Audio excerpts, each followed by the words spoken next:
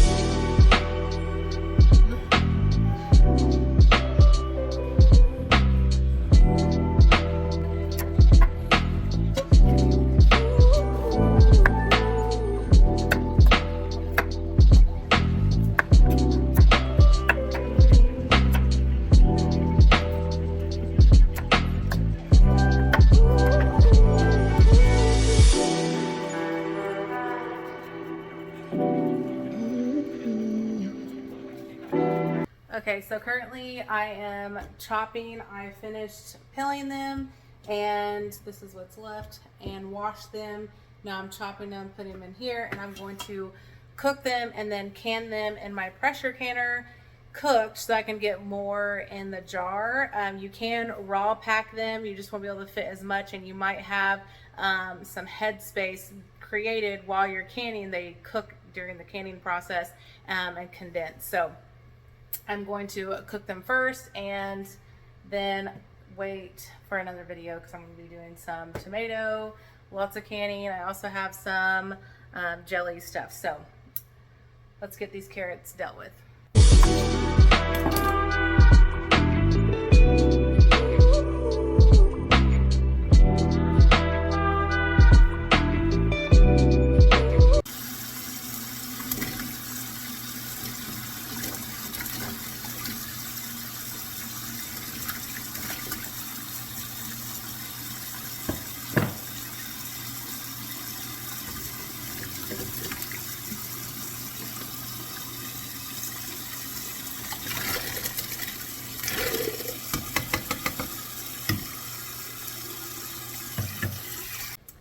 Okay, so I'm just going to let these cook. I'm not going to season them because I don't know what I'm going to be using them for. If I'm going to be throwing them into, just as a side, or if I'm going to have them as right now soups and things like that. I don't want them to be flavored already. But if you do want to add salt to your carrots, make sure you're using a high quality salt. I use Redmond's, but you can use any canning salt. If you use regular iodine salt that you just buy over the counter, it will make them brown over time in the can because of the iodine. So make sure you're using a pure high quality canning salt or like a pure salt like Redmond. So I will show you guys the process as it cooks. All right, you guys, I'm getting closer to canning. I have cooked the carrots. You just have to let them boil for 5 minutes, and it's been about 5 minutes, so I just turned the burner off. I am now filling up my All-American canner with 2 to 3 inches of hot water, and I never know what that is, so I just take my little poker tool and I just squirt it with a knife right at 3 inches. So I know this is exactly 3 inches because my OCD brain can't measure that much liquid in this pan. So you fill it with 2 to 3 inches of water. I'm going to be placing the rack in. I'm going to be, I actually have my jars heating up right now in my dishwasher, which I normally don't do, but since I was using my canner, ignore all this stuff, canner, to boil all those carrots, I needed something else to sanitize my jars. So that's what I'm doing right now. So I pulled down the tools that I'm going to be using and rinse those off. Rinsed my canner. It was clean obviously on the inside, but the outside, it just sits in my garage, so I just clean it off every time.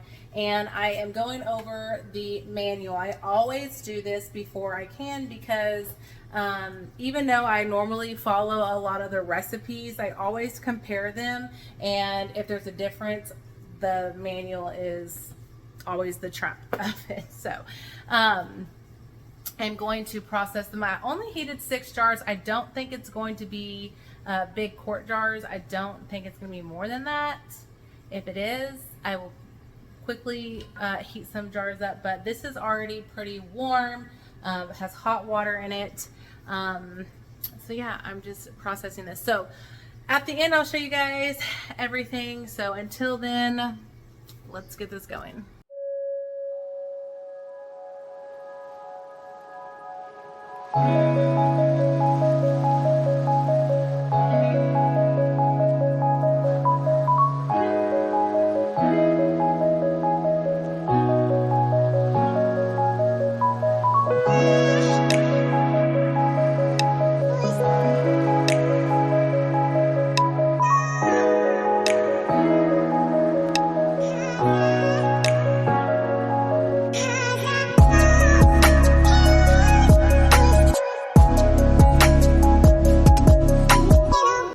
I'm just using the leftover liquid from the cooked carrots to fill the jars, leaving 1-inch headspace. And then I'm going to wipe each rim with distilled vinegar, giving that added disinfectant and making sure it's clean for a good seal.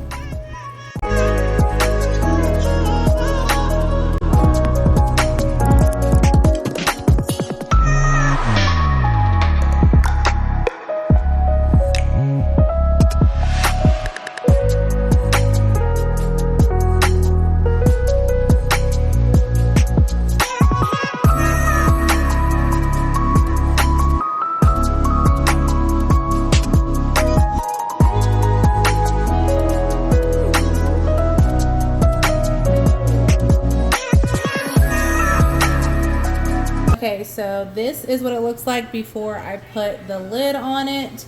I can all my stuff actually out in my garage on a jet burner because I have a glass top stove, and this model, and particularly for the All-American model, have to be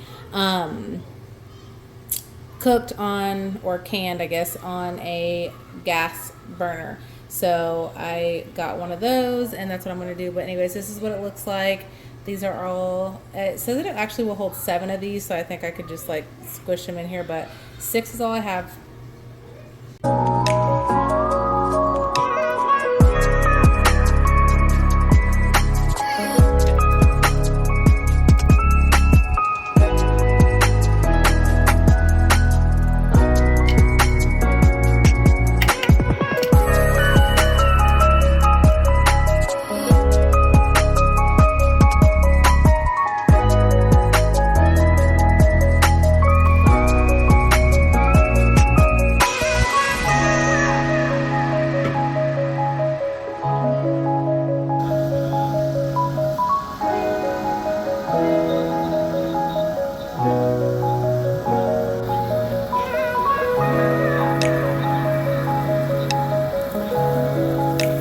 Alright you guys, I went ahead and washed one, but I wanted to show you, this is after sitting overnight. All of the jars sealed, and I have removed the bands since I know that they've sealed, and I'm going to wash them. This is a washed one. I have really hard water, so there's a calcification that builds up on my jars after canning, and so I just wash them with soapy water. It also gives me a chance to check the lid and make sure there's no like nastiness, the slip area, and that it did have a complete seal. And this is how I'm going to store them.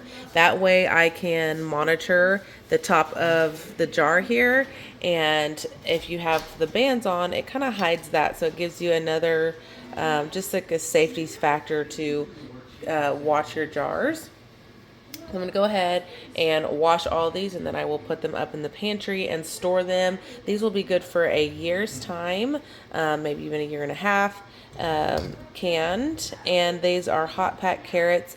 This was a part of that 50-pound bag that I had. So I got 6 quart jars, 5 cut and blanched, sliced and blanched carrots, bags in the freezer, and I also got 6 cord, like bigger chunks for like stalks and roast of carrots. So I got a lot of carrot products out of that 50-pound bag. It was such a blessing, and it was going to be preserved, and everything will last up to a year's time, so I'll be able to filter out through the winter and into next year's harvest time. Be sure to hit that follow button, leave a comment, subscribe. I love canning with you guys. Food preservation is something that is near and dear to my heart, and I love sharing. If you learned something or you want something to share, please leave a comment below.